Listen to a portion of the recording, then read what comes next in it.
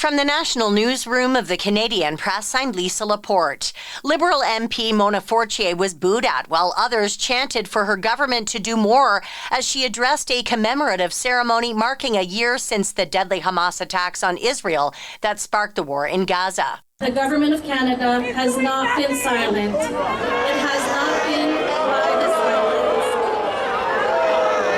We want the hostages to be released immediately. We want an end to this war. The Ottawa Ceremony wasn't the only one, as hundreds of people gathered in cities across Canada at ceremonies remembering the victims of the October 7th attack and of the ongoing war. Prime Minister Justin Trudeau will soon head to Laos for meetings of the Association of Southeast Asian Nations. His office says it's the first official visit of a Canadian Prime Minister to the Southeast Asian country. The ASEAN and Canada have pledged to sign a trade agreement by the end of next year after Canada entered into a strategic partnership with the 10-member organization in 2023. More than a dozen brands of beef jelly tongue product have been recalled in Ontario over possible Listeria contamination. The Canadian Food Inspection Agency issued the recall this weekend for 13 different brands, some of which may not have a brand label.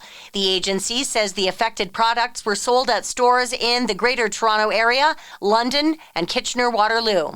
The U.S. Federal Emergency Management Agency is posting videos online to debunk conspiracy theories about the U.S. government's response to Hurricane Helene. There's a rumor out there that FEMA is only providing survivors with $750. This is not true. The FEMA spokesperson goes on to say this is just one type of assistance for immediate needs. But there are other forms that you may qualify for after you apply for disaster assistance. The federal agency says right now it's not running out of money, taking people's land, or prioritizing political parties. Many local and state officials in both parties across the Southeast have been explaining that to residents. They all say the conspiracy theories are increasing mistrust and taking time away from recovery efforts.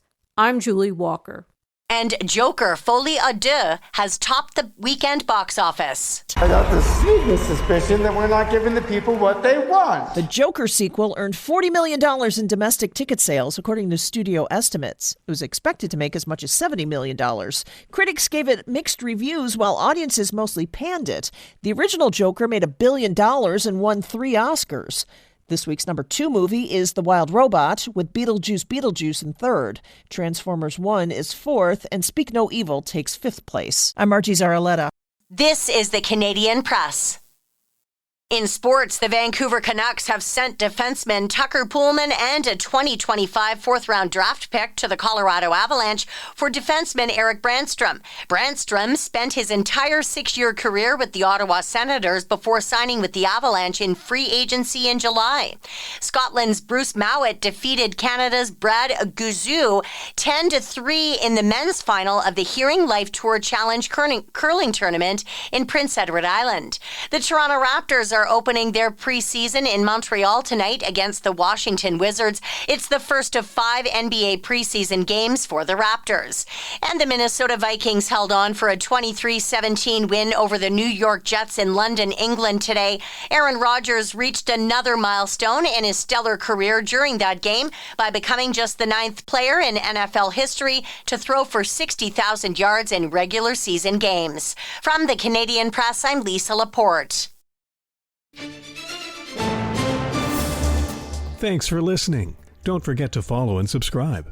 For more of today's top stories, visit thecanadianpressnews.ca.